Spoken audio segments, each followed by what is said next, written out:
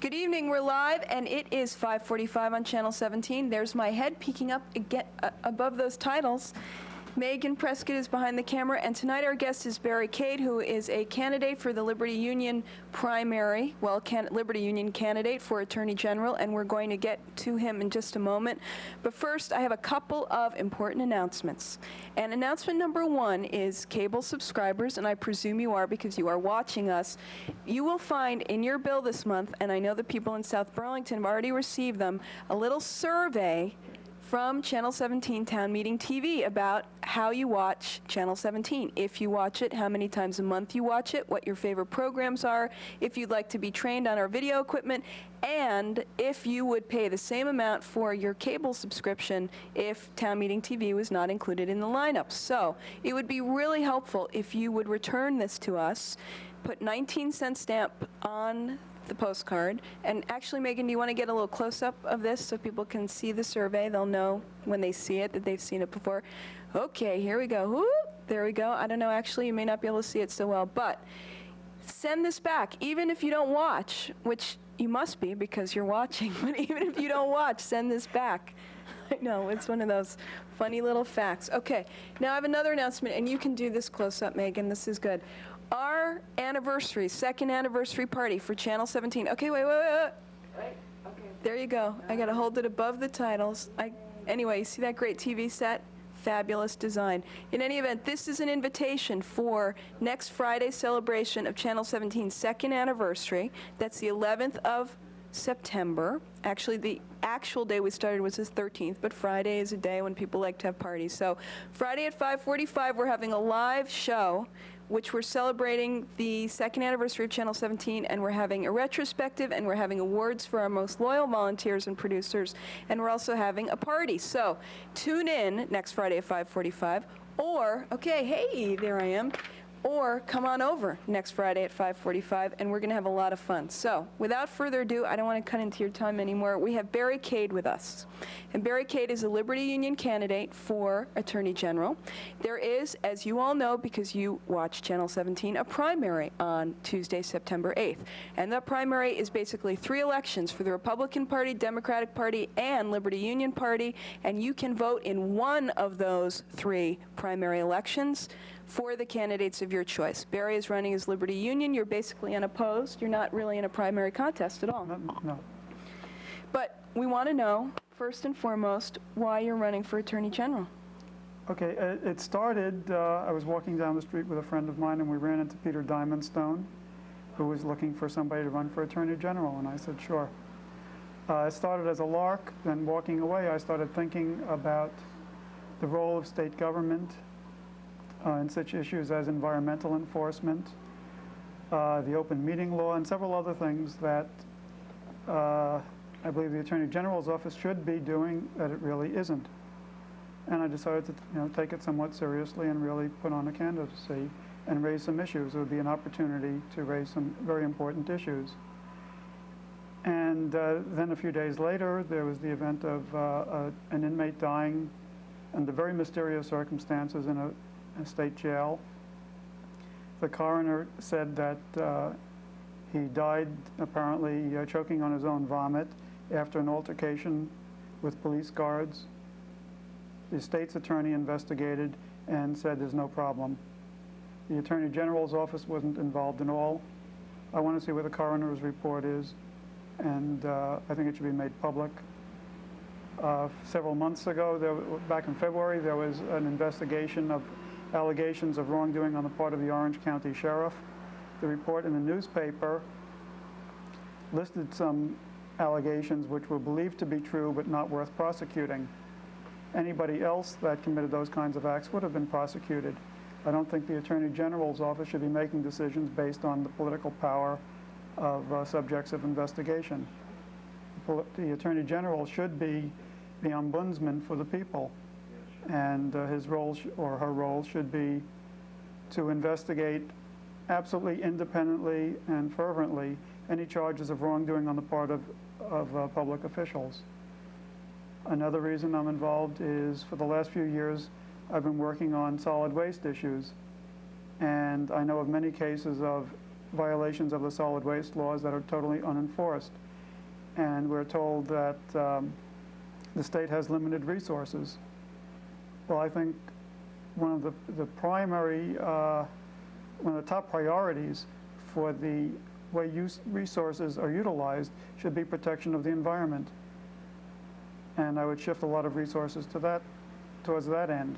It's very short-sighted to allow the environment to be degraded. It's impossible later to clean it up, and if it is possible, it's always much more expensive. What's the authority of the Attorney General to exercise control over environmental issues? Okay. In the Constitution, there's no mention of the Attorney General. In the Constitution, prosecutorial powers are vested in the state's attorneys, which is a county office. I believe in the early 1900s, the legislature created the Attorney General's office. And the Attorney General is given concurrent jurisdiction on all matters in which the state has an interest. So all prosecutions, all suits can be initiated on the part of the Attorney General, as well as local things can be done by the state's attorney. So in other words, the Attorney General has the authority to initiate a suit on an environmental issue. Can you give us an example?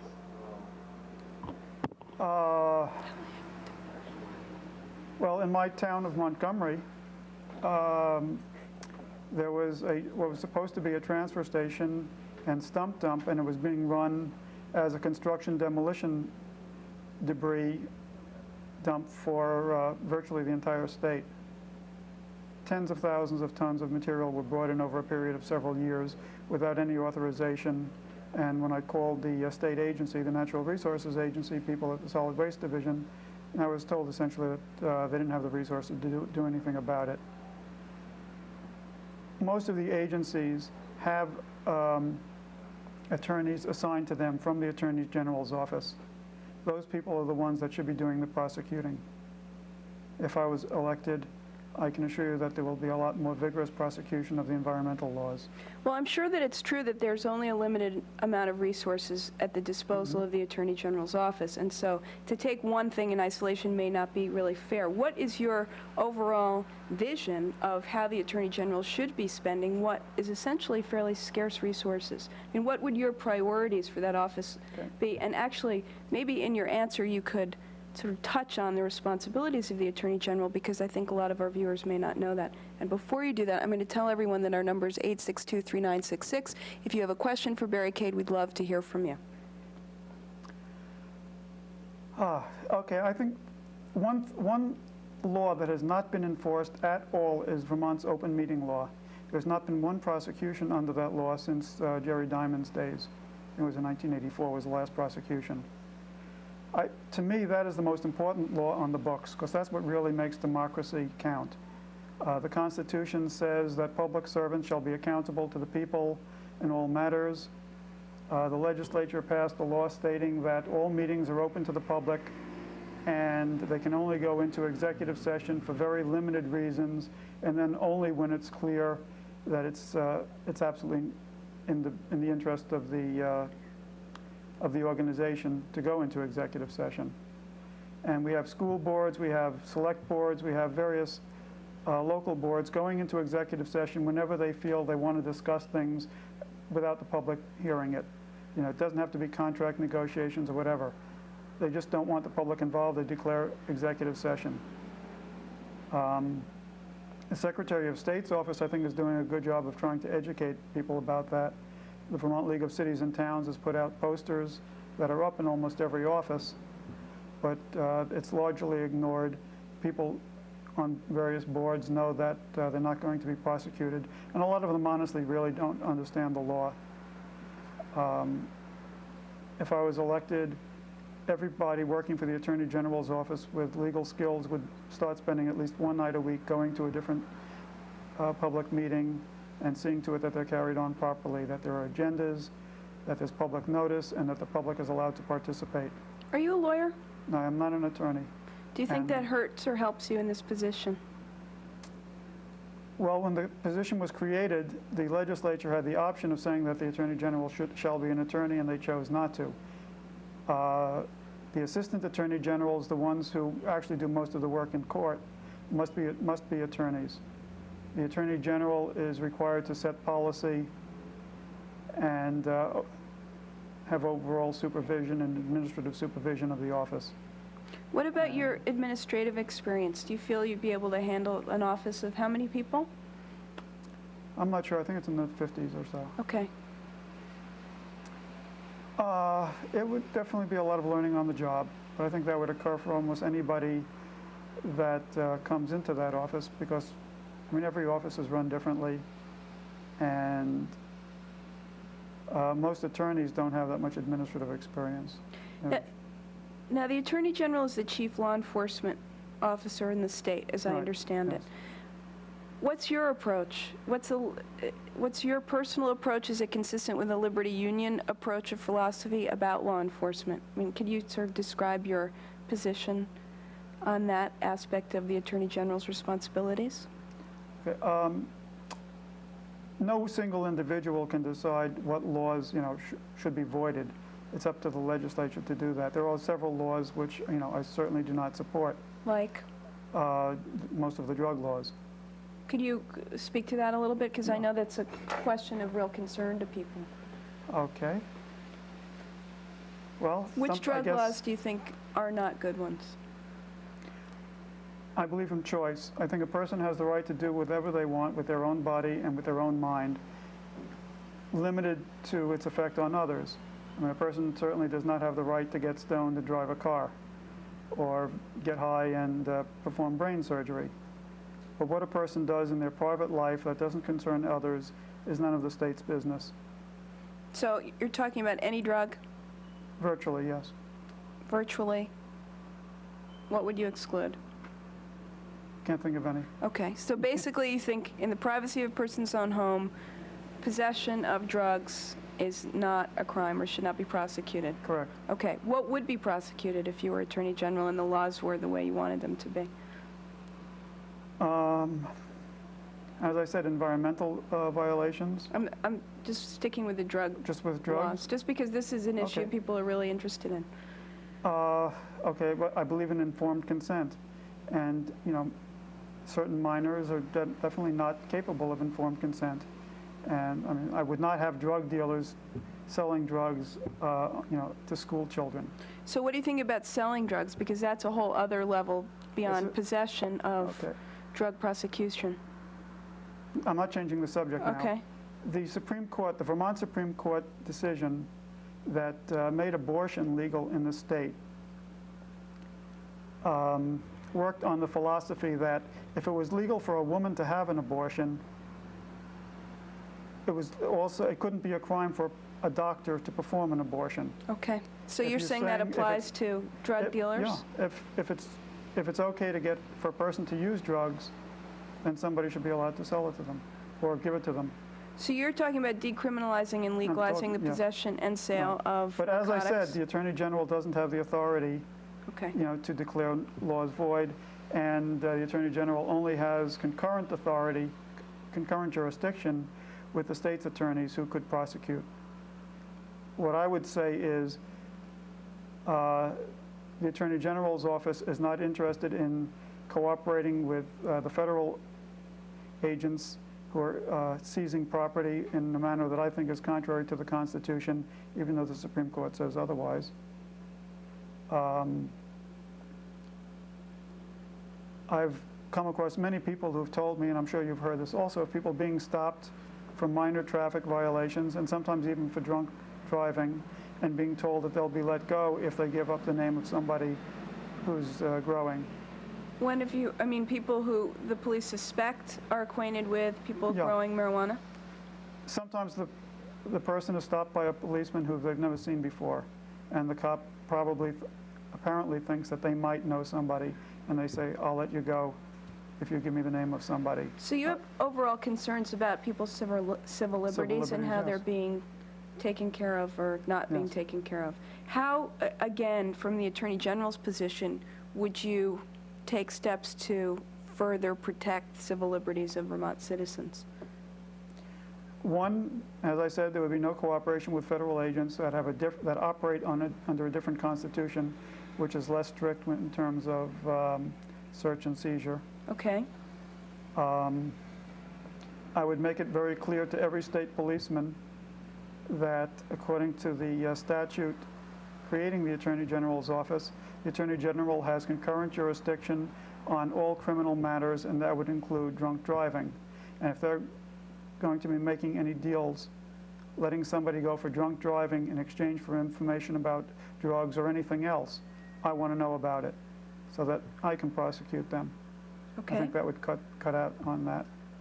Our number's 862-3966. That's 862-3966. If you have any questions or comments, we're speaking with Barry Kade, who is a Liberty Union candidate for Attorney General and will be on the Liberty Union ticket for the primary this Tuesday, the 8th, and also in the general election on November 3rd, that ballot. And if you have any questions, I think Barry's advancing some rather controversial views, so you may have some comments and want to give us a call. Now, another area of the Attorney General's responsibility is consumer protection. Mm-hmm. What's your take on that area, and what would you do? Do you have any particular issues that you're concerned about with regard to protection of consumers? Since I've been in Vermont, which is from 1973, I've always been very favorably impressed with that aspect of the job done by the various Attorney Generals.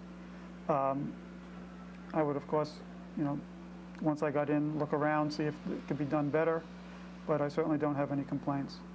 Can you sum up the Liberty Union philosophy? I mean, are you a Liberty Union person? I mean, Peter Diamondstone, just drag you off the street? Peter Aren't they a little more discriminating than that? I mean, there must have been some reason that he asked you. Yes, I came highly recommended from somebody that he trusted. Okay. From what I know, I've read the platform. I agree with all of it.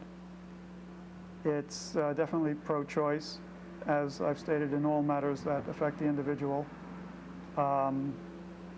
It's an anti-war party. It began in protest to the Vietnam War.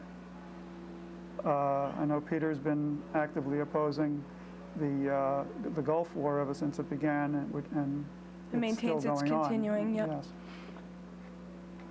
It's an anti-imperialist party, but I've never been an active member. Okay. All right. Now, you don't necessarily have to be a lawyer to be an Attorney General, but do you feel that that is important? Do you think you should be hanging around some lawyers to get some insight how to do this job, or do you think it's really not a requisite for the responsibilities?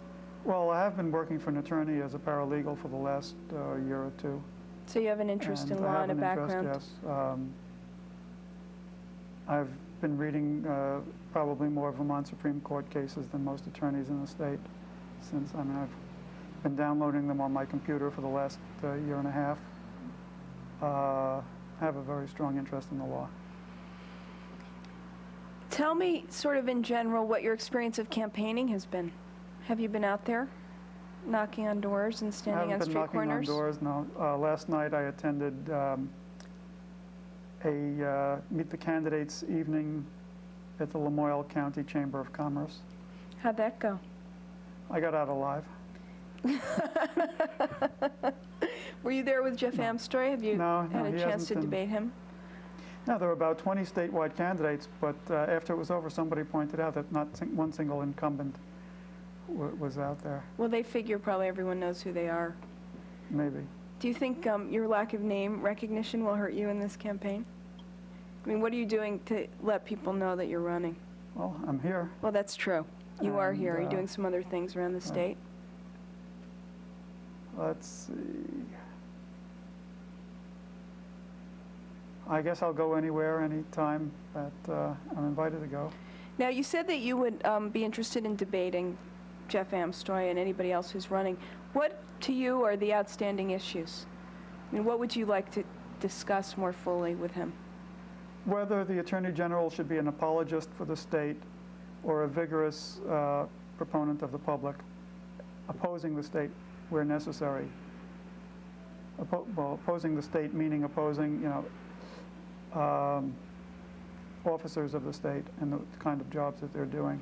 It seems it might be easier, since it's an elected rather than an appointed position, to be able to take that stance with regard to the state. Yeah, I would think so, but generally the people that work their way up through the main political parties tend to be pretty much status quo. Now, your position on drugs, on decriminalizing and legalizing possession and sale of drugs, is not a popular position in the United States today. I'm not going to, you know. Are there That's people not that how you I can, decide my are there issues. people, is there a way that you can convince people of this position? Are you interested in convincing people? I mean, obviously, it will hurt your chances of being elected. Well, I'm much more interested in convincing people on the issues that I'm running on than I am in being elected. Otherwise, I mean, if I wanted to get elected, I'd have become a Democrat or Republican 20 years ago.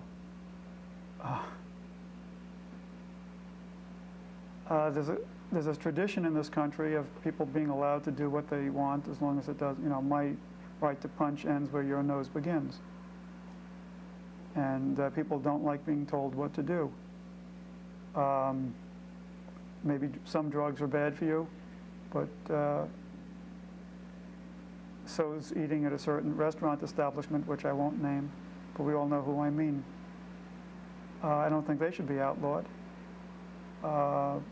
It's safer to drive with a seatbelt on. I think everybody agrees with that, but that doesn't necessarily mean that, you know, the state should be telling you that you have to do it. That's sort of a libertarian position even, isn't it? I agree with the libertarians on a lot of issues. Where I disagree with them is on the role of the state when it comes to property and corporations. Explain. I believe that the government exists not only to protect us from each other and to prevent fraud, but also to provide services and also to act as an equalizer, to prevent privilege and wealth from causing people to be exploited. All right, I think we have a call. Is that true? Line 1, I think you might want to turn that volume up on their line. Hi there. How you doing? I'm good. How are you? Do you have a question? Yeah, it's telling me there's more of the form of mistake, but it also has a question included. Will you just speak slowly? It's a little hard to hear you. Okay. Okay. I think I wanted to ask him, I don't realize who it is that you have on here because I just turned it on. This is Barry Kade. He is a candidate for Attorney General Independent? as a Liberty Union candidate. Independent? Well, that's Liberty Union is an independent. Well, just on the reform, it seems like he's talking about the normal issues on marijuana reform. That's what I'm catching the gist of.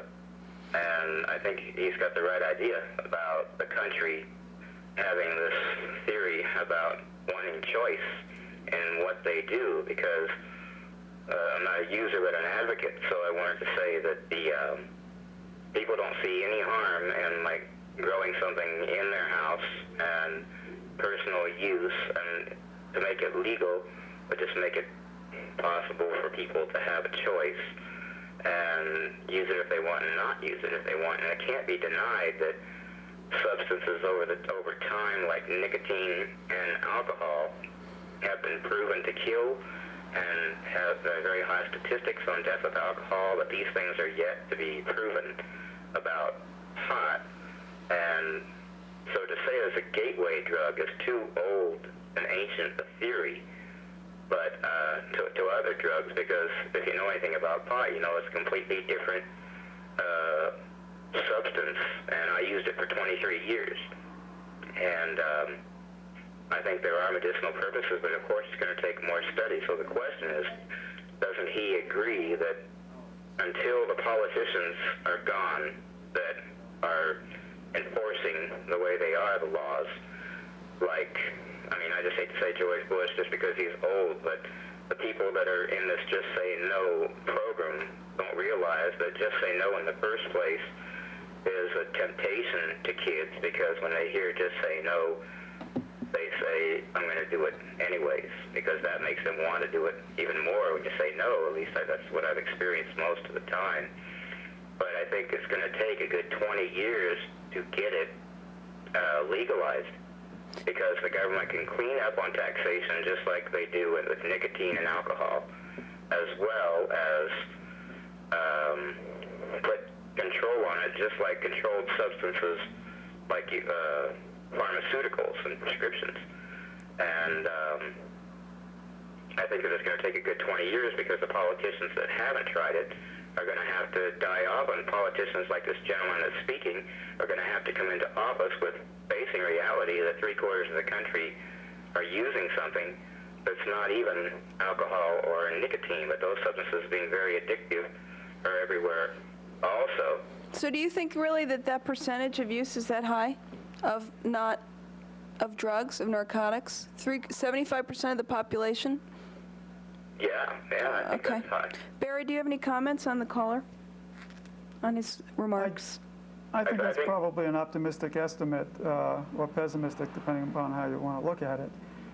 I would guess probably something like that have probably experimented at some point. I'd say regular users are probably in the 5 or 10% range. Well, I don't know if you ever used, because I didn't catch any part of that, but I just wanted to know, my opinion is that in 20 years, you won't be able to find a politician that hasn't tried it and has inhaled, and therefore is going to know what it's really like and that it isn't addictive and it isn't that harmful. But of course, those studies have to be proven because, of course, nicotine became very addictive, but they legalized these things, and I can't use alcohol or anything, and people just turn to another substance, but I just think there's a complete difference between alcohol, I mean between pot, and then the harder drugs like crack and cocaine and all those. Okay, well, one of the positions that Barry Cade's taking here is that all narcotics should be legalized in their use and sale. Mm-hmm. Well, Am I correct? I don't agree with that, Okay. because I think there should be control of certain substances, just like you wouldn't put morphine out without a prescription. Okay. And again, cocaine is used in medicinal purposes, but it's not put out without a prescription, so those things can be controlled. But that's what I mean. There is a complete difference between pot, a natural plant that's been put on this earth, just like tobacco. Somebody discovered it. Okay, I'm just going to interrupt you. Used for I'm sorry. years. Hi. I need to interrupt you Okay. because we're running out of time. And Barry, do you have any comments on, do you want to do any closing comments here on this call? Yeah, I agree that pot is the most important drug in terms of law enforcement, and that should be decriminalized. It's just a theoretical, principled position in terms of the others. I've never used coke or crack or any of the others, or heroin or anything like that. I don't like the way people act when they're on them. However, it's not I don't feel that I have the right to tell somebody else what they can and cannot use. That's just a matter of principle. Okay, thank you very much for your call. Okay. Call anytime. All right, bye. Bye-bye. All right, any concluding comments? Do you want to just give us a little plug on why people should vote for you? Okay, I am not running solely on the issue of legalization of drugs. Okay. That's sort of one of the minor ones. I think that the most important issue is bringing democracy to Vermont through vigorous enforcement of the open meeting law, vigorous enforcement of our environmental regulations, and true independent investigation of reports of wrongdoing on the part of public officials. And in terms of marijuana, the only effect that my election would have would be to disassociate the state from the federal agencies. And also there would be no statewide prosecution.